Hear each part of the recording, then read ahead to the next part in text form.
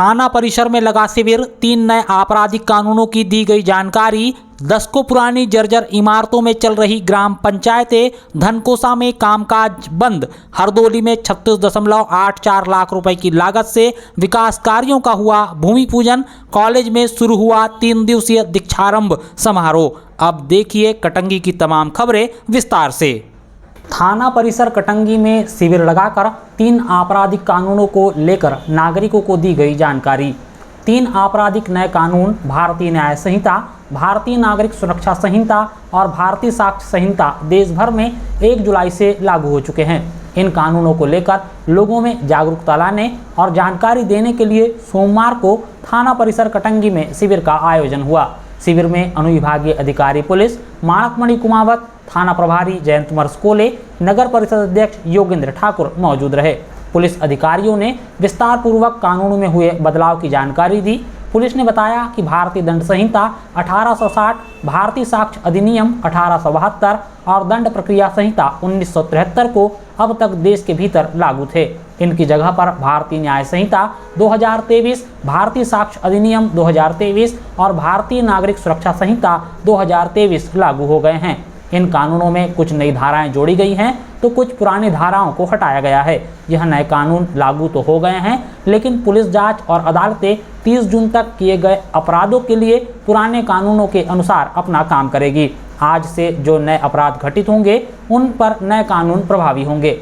SDOP ने बताया कि हमारी जिंदगी में बढ़ते तकनीक के दखल को देखते हुए इन कानूनों में भी तकनीकी के अधिकतम इस्तेमाल पर जोर दिया गया है। ज़्यादातर कानूनी प्रक्रियाओं को डिजिटाइजेशन करने का प्रावधान इन कानूनों में किया गया है।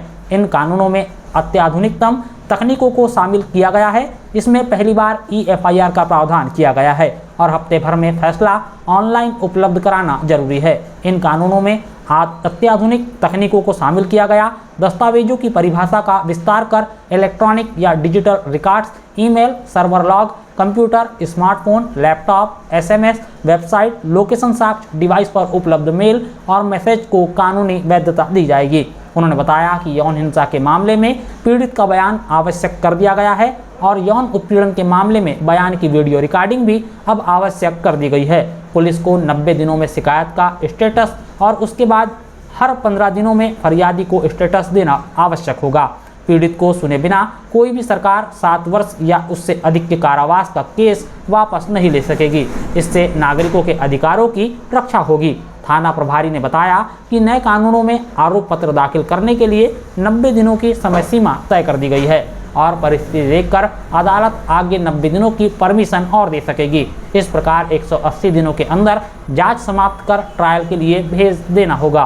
कोर्ट अब आरोपित व्यक्ति को आरोप तय करने का नोटिस 60 दिनों में देने के लिए बाध्य है। बहस पूरी होने के 30 दिनों के अंदर न्यायाधीश को फैसला देना होगा। इससे सालों तक निर्णय पेंडिंग नहीं रहेंगे और फैसला 7 दिनों के अंदर ऑनलाइन उपलब्ध कराना होगा। नए कानून में धारा 375 और 376 की जगह बलात्कार की धारा 63 होगी, सामूहिक बलात्कार की धारा 70 होगी, हत्या के लिए धारा 302 की जगह धारा 101 होगी। भारतीय न्याय संहिता में 21 नए अपराधों को जोड़ा गया है, जिसमें एक नया अपराध मॉब लिंचिंग है। इसमें मॉब लिंचिंग पर भी कानून बनाया गया है। 41 अपराधों में सजा को बढ़ाया गया है, साथ ही 82 अपराधों में जुर्माना बढ़ाया गया है। चूँकि भारत शासन के अनुसार पूरे भारतवर्ष में नए आपराधिक कानूनों को आज से 1 जुलाई 2024 की मध्यरात्रि से लागू कर दिया गया है, जिनमें पुरातन जो हमारी प्रक्रिया चली आ रही थी उसमें काफ़ी मेजर परिवर्तन किए गए हैं। कुछ अपराधों में सज़ा को बढ़ा दिया गया है, कुछ अपराधों में सज़ा को अपराध की प्रकृति के अनुसार परिवर्तन किए गए हैं और कुछ का जो वर्तमान समय में आज औचित्य ख़त्म हो चुका है उनका निरस्तीकरण किया गया है। इसी को परिप्रेक्ष्य को लेकर भारत शासन के आदेशार्थ पुलिस द्वारा एक शिविर का आयोजन किया गया था, जिसमें आम जनमानस को सभी वर्ग के लोगों को आमंत्रित किया गया था, जिन्हें नए आपराधिक कानूनों के पहलुओं से अवगत कराया गया, जिसमें ये कानून है जो न्यायिकता पे ज़्यादा जोर दिया जाएगा और विक्टिम ओरिएंटेड रहेंगे, जिसमें हम लोग समयावधि में न्याय की प्रक्रिया को प्राप्त कर सकें। अच्छा, चूँकि आज तो ये कार्यक्रम हो गया, लेकिन अभी भी बहुत बड़ी संख्या में जो है वो पूरे इस कानून से जनता अनभिज्ञ है, तो क्या पुलिस लगातार इस तरह के आयोजन करते रहेगी? आने वाले समय में हम लोग इस तरीके की चीज़ों को और करेंगे और लोगों को इस बारे में जागरूक लगातार करते रहेंगे।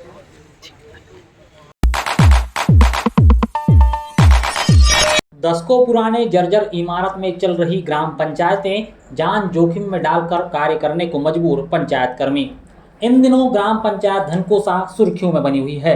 कारण है पंचायत की जर्जर इमारत और सरपंच के द्वारा कामकाज बंद करने का लिया गया फैसला। पंचायत सरपंच ने यह फैसला स्वयं की और पंचायत कर्मियों की सुरक्षा को देखते हुए लिया है। अब कुछ इसी तरह का हाल जनपद पंचायत कटंगी की ग्राम पंचायत बोनकट्टा का भी है। यहाँ करीब 6 दशक पुरानी पंचायत की इमारत अब पूरी तरह से जर्जर हो चुकी है। आलम यह है कि पंचायत भवन के भीतर बैठकर काम करना मतलब अपनी जान को जोखिम में डालने के जैसा है। बावजूद इसके पंचायत कर्मी अपनी जान हथेली पर लेकर यहाँ काम करने को मजबूर है। पंचायत सरपंच हेमलता हाड़गे ने बताया कि 62 साल पहले वर्ष 1962 में पंचायत की इमारत का निर्माण हुआ था। अब यह इमारत जर्जर हो चुकी है। पंचायत की छतों और दीवारों से प्लास्टर गिर रहा है। बारिश के दिनों में हमेशा ही दुर्घटना का डर बना हुआ रहता है। बिजली के उपकरण भी दीवारों में सीपेज होने के कारण अपनी जगह छोड़ चुके हैं, जिससे करंट फैलने का खतरा बना हुआ है। सरपंच ने बताया कि उन्होंने कई बार विभागीय अधिकारियों से पत्राचार कर नई इमारत के निर्माण के लिए स्वीकृति मांगी, किंतु अब तक स्वीकृति नहीं मिल पाई। पंचायत सरपंच की माने तो भवन की दुर्दशा को देखते हुए बारिश के दिनों में पंचायत की बैठक नहीं की जा सकती और यहाँ तक कि वह स्वयं भी पंचायत आने से कतराती है। पंचायत सचिव और रोजगार सहायक को भी यह बता दिया गया है कि अधिक बारिश होने पर इमारत के भीतर ना बैठे, अन्यथा कोई भी हादसा हो सकता है। बोनकट्टा पंचायत भवन की इमारत जर्जर होने से केवल पंचायत प्रतिनिधियों और कर्मचारियों को ही परेशानियों का सामना नहीं करना पड़ता, बल्कि गांव की जनता भी परेशान होती है। ग्रामीण जनता भी बारिश के दिनों में किसी भी काम से पंचायत आने से कतराती है। सरपंच बताती हैं कि शासन ने ग्रामीणों को आधुनिक तरीके से सुविधा मुहैया कराने के लिए पंचायत में कंप्यूटर और अन्य सामान उपलब्ध कराए हैं, मगर इस जर्जर भवन में बारिश के दिनों में इन उपकरणों की देखभाल करना तक मुश्किल हो जाता है। सरपंच ने शासन प्रशासन का ध्यान आकर्षण करवाते हुए तत्काल नए भवन की स्वीकृति की मांग की है। दरअसल बोनकट्टा पंचायत के अलावा इन दिनों ग्राम पंचायत धनकोसा भी इसी मामले को लेकर सुर्खियों में है। ग्राम पंचायत बोनकट्टा और धनकोसा के पंचायत भवन जीर्ण शीर्ण अवस्था में पहुंच चुके हैं। इन दोनों ही ग्राम पंचायतों के पंचायत भवन आखिरी सांसें गिन रहे हैं। पंचायत भवन जर्जर होने से ग्राम पंचायत की बैठक करने के लिए पंचायत प्रतिनिधियों को इधर उधर भटकना पड़ता है।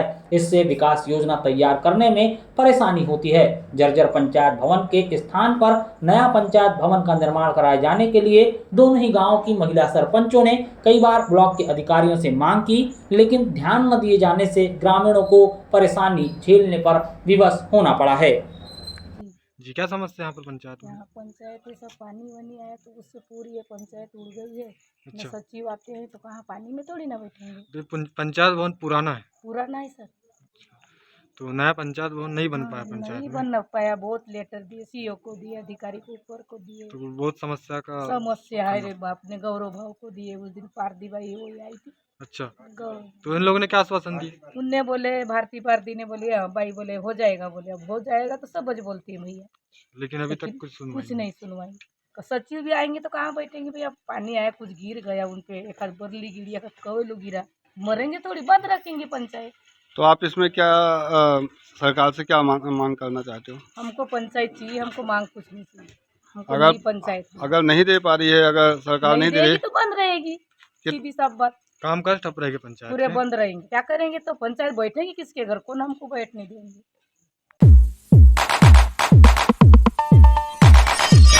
ग्राम पंचायत हरदोली में 36.84 लाख रुपए के कार्यों का हुआ भूमि पूजन।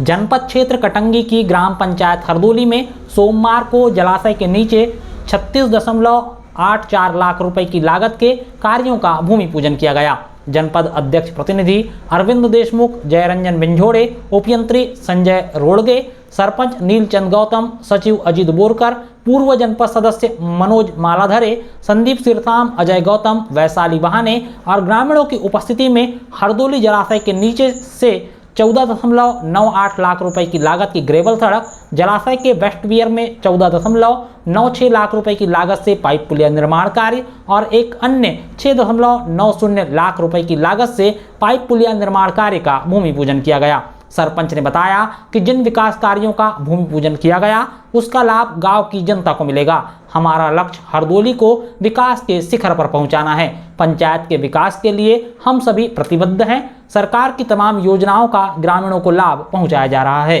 भूमि पूजन के बाद मौके पर उपस्थित अधिकारियों ने नाप जोप कर स्थल चिन्हित किया।